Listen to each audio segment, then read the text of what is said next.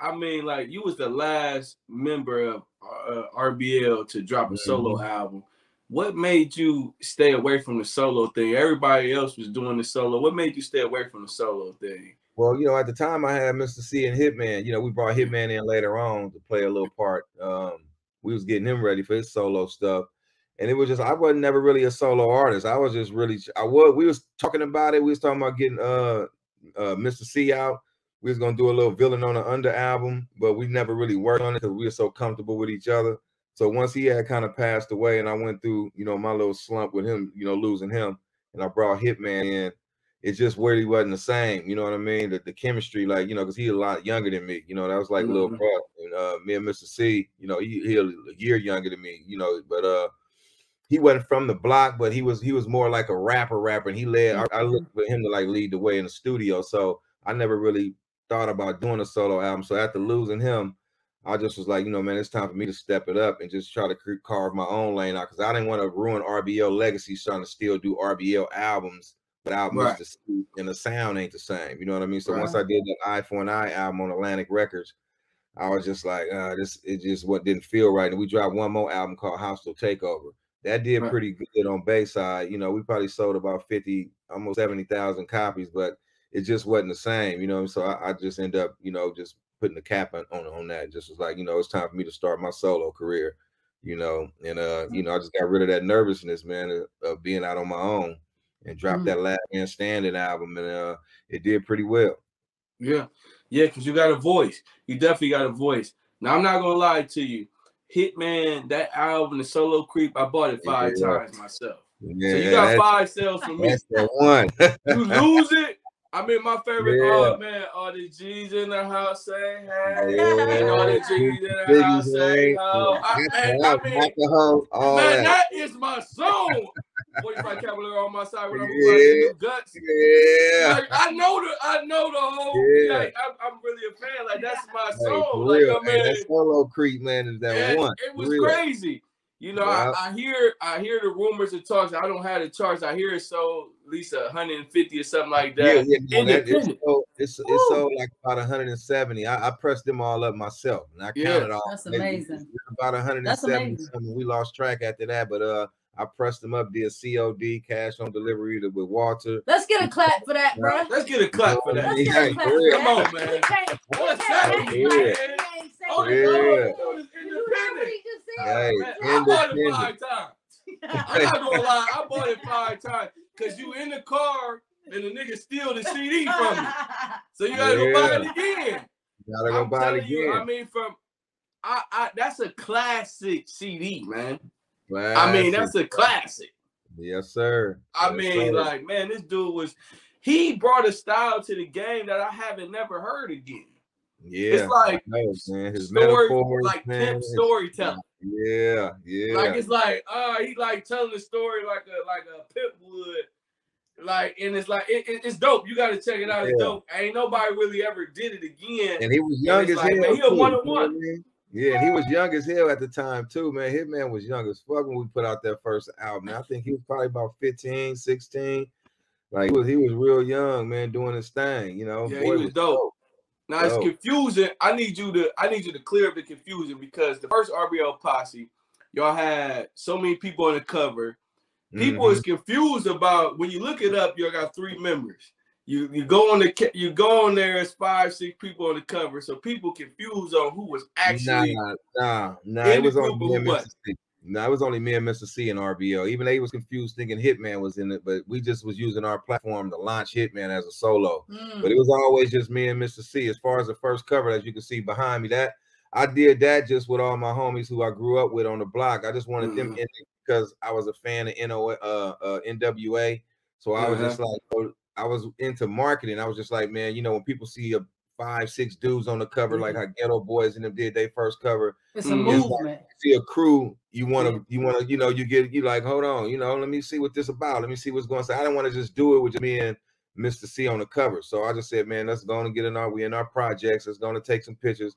I brought Boob and Kurt and Mo and them in. and I just had them just just stand in just for the cover, just for the artwork. So that was really it. Dope. They didn't play no part, they rap, they wasn't no DJs, they wasn't on the album, they just stood in for the picture. That was really it. I'm glad you cleared that up, because that's a big thing with RBL Posse. It's like, man, how many was it? It wasn't, it's a big thing. People is a little confused. That's why the second cover that you see behind me too is just me and Mr. C. I said the second cover because they didn't know what RBL stood for, so we said we're gonna just kill all the by law. And it stands. We're gonna just self-title the album "Ruthless by Law" so people know what it stands for. You know what I mean? So knowing that you and Mr. C was the heart and soul of RBL, it's like, how did that affect you? You taking that loss and like losing that chemistry, losing that bond, and still pushing through and creating music. Man, that was the hardest thing ever, man. I mean, I still ain't really got over it, just because of how it happened, and it was really, like I said, that cover, even the cover, it was a split between us on the cover. The dude, the two dudes in the back of us on the cover kind of got a little bit jealous because, like you say, people thought they was in the group. And when people used to ask them, man, what did y'all do? Which verse, which song is you on? And they kind of felt like they needed to be a part of it now. So then they started trying to create their own label, do their own thing. And then all of a sudden it was a split. It was like you got Big Block Records, you got HRD Records, which was us. And it just we'll start bumping heads, and that's how Mr. C ended up losing his life, with the jealousy in our neighborhood just splitting, splitting into two. And Mr. C, he died from gun violence, if I'm not mistaken. Right. Yeah. And that's unfortunate. That's unfortunate. I mean, if you care to discuss it in detail. Yeah, it was really just like I said, like it was just jealousy from some of the dudes from the group. Mr. C was the dude who wasn't born and raised in our projects. He was a good dude. He was raised by his grandmom and them going to church. All he was a rapper. And he went up there with us like gang banging and slanging, like he didn't do none of that. I brought him in straight from rapping through my boy T-Lo, who Herm Lewis had put out. He had was dating his sister.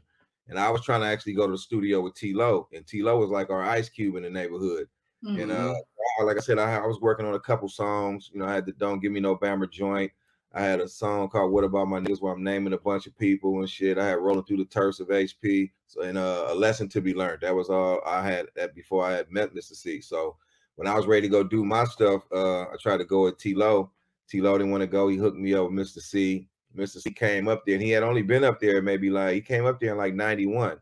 So he was new up there, and all these dudes, we all grew up together. Everybody on the cover with me, we all knew each other since knee high, 2 years old, since we was coming out in the project. So, and that just caused, jealousy. Mr. C was a good looking dude. A lot of the females was on him. And, one thing led to another. There was a lot of little stuff taking place. Dudes getting beat up. Mr. C beat up a dude up there. Dudes got jealous. We got framed for rape before we dropped our second album. We had to sit down for like 8-9 months behind some of them younger dudes who hung with them, bringing them to our studio we had in the neighborhood and using our name.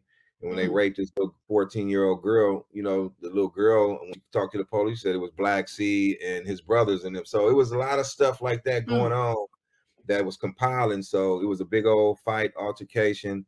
And we didn't think them dudes was gonna come out. We kind of underestimated them because we ran the block for years. And they ended up snaking Mr. C when we drove off, on New Year's Day to go to a barbecue. Mr. C was out there hustling, hanging out with my sister, and they ended up snaking him, shooting him like 9 times. That's unfortunate. It sounded like you had some rivalry going on in a sense. Oh, yeah. Like you just had a lot of beef and drama going on as you was reaching your success. Right. Now I ain't in it. It sounded like you like I'm showing love to the block and it turned on you. That's exactly what it was. You know what I mean? It's like, like entitlement. I put you on the album cover, I kind of put like, and then it just, that's exactly what it was. And what's sad about that? In a lot of situations, I can speak from that perspective, not on your level, I'm sure. I'm sure you taking care of Fed and looked out for a lot of people, but it happens on smaller levels too. It's like a lot of times people don't know what to do with that, that generosity that you give. They don't know. They take it like I saw in one of your interviews, like a sign of weakness. Yeah. Well, really, we can all go left. But I'm trying to do right by you. You know what I'm saying? So that's unfortunate. I hate to bring this up, but we got to talk about tragic situation happened to you. I heard you as a gunshot victim. Lost your eye. Yeah. Got shot in the eye.